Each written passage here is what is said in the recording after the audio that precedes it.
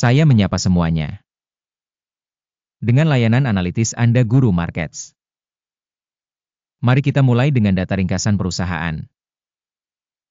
Sedikit lebih jauh, kita akan mempelajari setiap parameter secara lebih rinci. Anda dapat menjedanya jika perlu. Kami mengusulkan untuk mempertimbangkan semua indikator korporasi yang dimaksud secara lebih rinci. Sekarang mari kita menganalisis indikator kinerja perusahaan saat ini. Monarch Casino & Resort, Inc., ticker MCRI. Ulasan ini dibuat menggunakan data per 18 Mei 2025. Menurut klasifikasi Guru Markets, perusahaan Monarch Casino & Resort, Inc. termasuk dalam subkategori Leisure Rates. 29 perusahaan terlibat dalam analisis, yang cukup representatif. Kita akan melihat keputusan akhir mendekati akhir video ini. Skor keseluruhan untuk perusahaan yang diteliti adalah 7,5 dari 10 poin. Skor rata-rata untuk subkategori, minus 0,5 poin. Jika Anda melihatnya secara luas, dalam kerangka pasar as secara umum, kita melihat bahwa hasil rata-rata untuk pasar saham secara keseluruhan adalah 1,9 poin.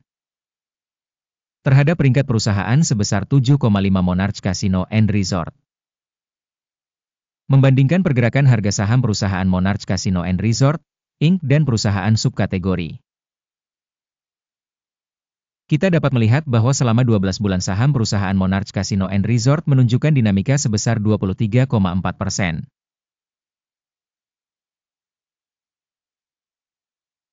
Terhadap dinamika harga pada subkategori sebesar 12,7%. Ini tidak membuktikan apapun secara pasti, tetapi ada baiknya untuk mempertimbangkan fakta ini.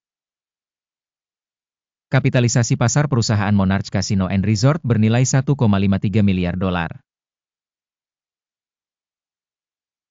Kapitalisasi pasar subkategori ini adalah 196 miliar dolar. Monarch Casino & Resort menyumbang pangsa sebesar 0,778%, merupakan salah satu perusahaan kecil dalam subkategori. Nilai buku perusahaan adalah 0,53 miliar dolar. Dengan kapitalisasi buku subkategori sebesar 56 miliar dolar. Monarch Casino & Resort mencapai 0,959%. Membandingkan saham di bursa saham dan nilai buku, kita melihat yang berikut ini. Bagian yang ditempati Monarch Casino & Resort, Inc. dalam subkategori ketika menilai kapitalisasi pasar adalah 0,778%. Nilai buku adalah 0,959%. Yang 23% lebih besar dari pangsa nilai pasar. Penilaian pangsa pasar perusahaan dan kapitalisasi neraca dalam subkategori, baik, 1 poin. Organisasi yang diteliti memiliki kewajiban utang sebesar 0,016 miliar dolar. Rasio utang terhadap kapitalisasi buku adalah 3% dari modal. Penilaian tingkat kewajiban keuangan perusahaan, sangat baik, 2 poin. Rasio harga pasar terhadap laba perusahaan adalah 16. Rata-rata untuk subkategori tersebut adalah 39,5, yang 59% lebih rendah daripada subkategori lainnya. Peringkat rasio harga terhadap laba bursa saham dibandingkan dengan organisasi dalam subkategori, sangat baik, 2 poin. Laba selama 12 bulan terakhir adalah 96 juta dolar. Pendapatan ke depan untuk 12 bulan ke depan diperkirakan sementara sebesar 96 juta dolar. Yang 0% lebih banyak dari saat ini. Penilaian indikator laba masa depan yang diproyeksikan dibandingkan dengan perusahaan dalam subkategori, baik, 0,5 poin. Rasio harga terhadap pendapatan perusahaan adalah 2,9. Rata-rata untuk subkategori tersebut adalah 2,5, yang 16% lebih tinggi daripada subkategori lainnya. Evaluasi rasio nilai pasar saham terhadap pendapatan perusahaan dibandingkan dengan indikator dalam subkategori, lumayan, 0 poin. Pendapatan selama 12 bulan terakhir adalah 530 juta dolar.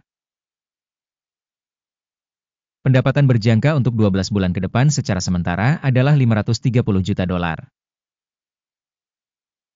Yang 0% lebih banyak dari saat ini. Penilaian indikator pendapatan masa depan yang diharapkan dibandingkan dengan indikator perusahaan dalam subkategori, baik, 0,5 poin. Marginalitasnya sebesar 18,2%, dengan rata-rata dalam subkategori sebesar 6,3%. Perbedaan antara rata-rata subkategori dan kinerja perusahaan adalah 11,9%. Penilaian marginalitas dibandingkan dengan indikator dalam subkategori, baik, 0,5 poin.